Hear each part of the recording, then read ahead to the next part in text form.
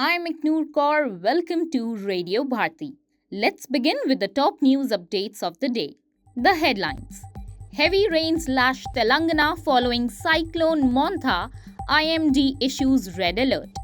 Over 3,000 crore donated for Sri Ram Janmabhoomi Temple, completion expected next year.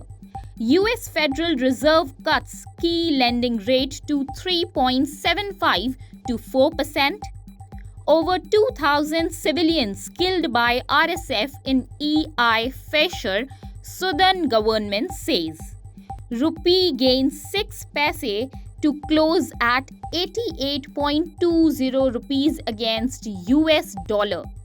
Sensex and Nifty end higher on broad-based gains.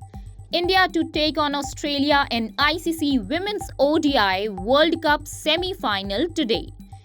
Indian shuttlers Lakshay Sen, Kiran George, Unnati Hooda moved to second round at Hilo Open 2025. Now news in brief. Heavy rains lashed several parts of Telangana following the landfall of severe cyclonic storm Montha in neighboring Andhra Pradesh. Warangal, Hanumakonda, Jangaon, Mahabubabad, Karimnagar, Siddipet and Khammam received extremely heavy rainfall of above 20 centimeters in one day. Bhima Devara Pale of Hanumakonda recorded the highest of 422 mms of rainfall till 5 am this morning has been among the worst affected, with Hyderabad also witnessing steady rain through the day. The Ram devotees across the world have donated more than 3,000 crore rupees for the construction of the Sri Ram Janmabhoomi Temple in Ayodhya. Chairman of the Sri Ram Janmabhoomi Tirth Kshetra Trust, Nripendra Mishra, said that so far 1,500 crore rupees have been spent on the Ram temple construction, and this figure is likely to reach 1,800 crore rupees by the time the work is completed. He said that the trust is hopeful that the Ram temple would be completed in all respects by the end of next year. The US Federal Reserve has lowered the target for its key lending rate by 0.25 percentage points, putting it in a range of 3.75% to 4%. The central bank pushed forward with an interest rate cut as inflation fears continue to take a backseat to concerns about a stalling labor market. The Fed's latest cut brings the target for its key lending rate down to its lowest level in 3 years, easing borrowing costs across the US.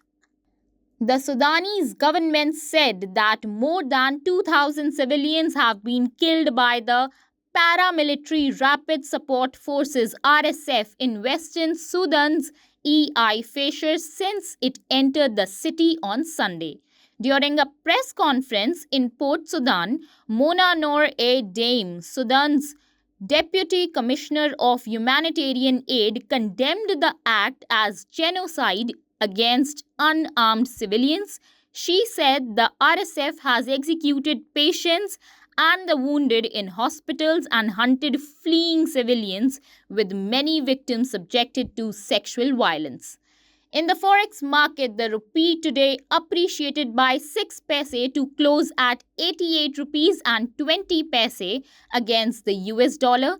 The dollar index, which indicates US dollar strength against a basket of 6 other leading currencies, was trading at 98.90 in intra-day trade. Benchmark domestic equity indices, the Sensex and the Nifty, opened on a positive note and closed over 0.4% higher today after a choppy trading session.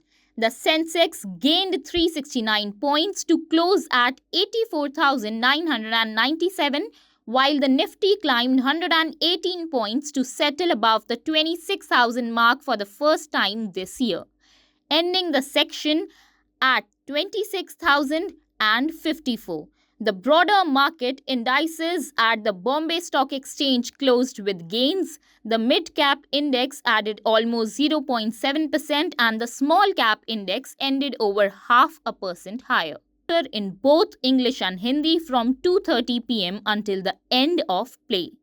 In badminton, several Indian shuttlers including Lakshay Sen, Kiran George and Unnati Hooda advanced into the second round of singles events at Hilo Open 2025 in Saarbrücken, Germany.